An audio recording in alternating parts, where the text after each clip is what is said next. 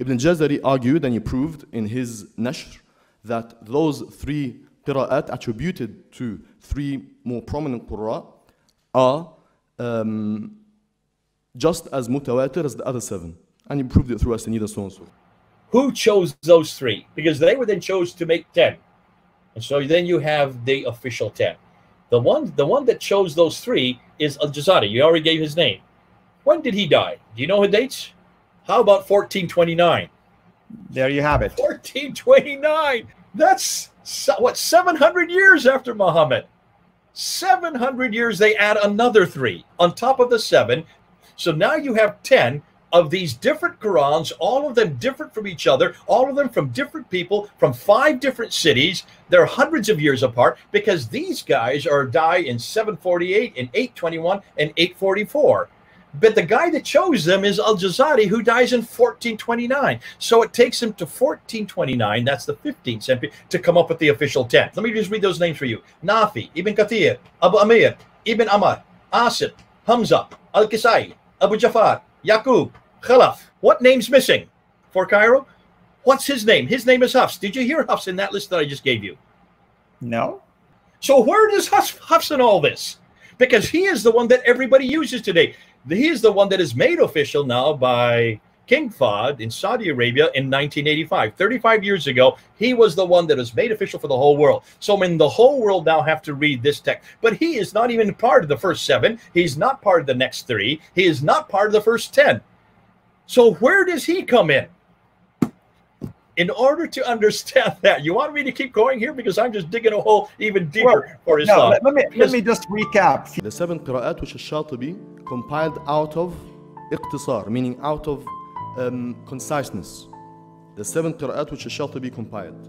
وَالثَّلَاثَ, and the 3 later, which is Ibn Jazari, added to the 7. In his poem Al-Durra and Al-Nashr, it mentions all 10.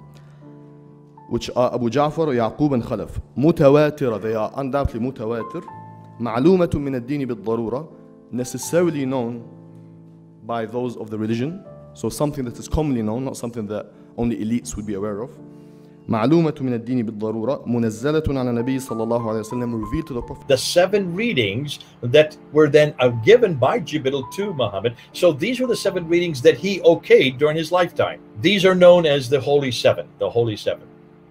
But is that the only ones that were finally given as authentic readings? No, of course not. I mean, canonically speaking, we have up to 14. And non-canonically speaking, I would show you that I have documentation to show 40 and 50.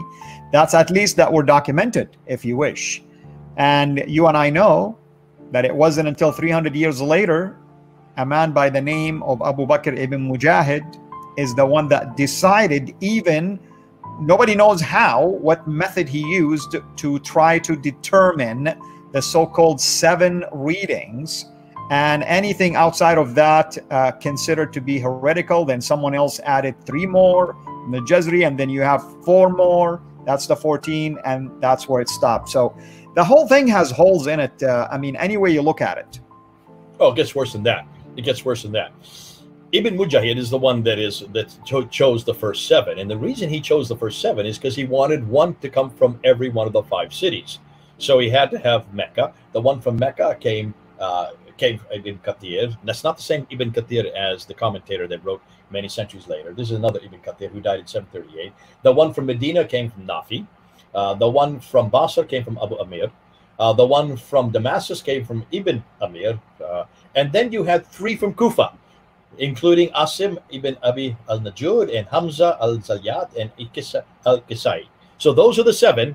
1 from Medina, 1 from Mecca, 1 from Damascus, 1 from Basra, and 3 from Kufa. Interesting, 3 from Kufa. Hold on a minute. Isn't the Kufa the one that they had the wrong dialect at the time of Uthman? That Do you notice true. of those 7, 5 of them are from Syria and Iraq, the places That's they right. didn't want these to come from. And here's another thing, Jay. Have you noticed that the earliest that we mentioned, Ibn Amir, is not from Medina or Mecca? You would expect it to be from there, right? Isn't that where the Quran came, Mecca and Medina? No, it's from the same area. Yeah. It gets even worse. Before I can get to what I'm going to go to next, I just want you to remember, who is it that chose these again? His name is Ibn Mujahid. And when did he do this? What were his dates? When did he die? 936. That is the 10th century. When did Muhammad die? 632. How many years did it take them to finally choose these 7?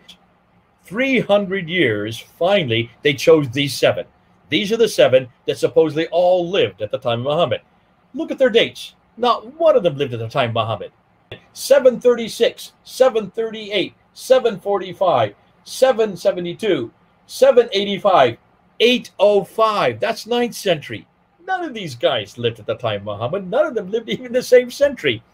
And 5 of the 7 didn't even come from Medina or Mecca.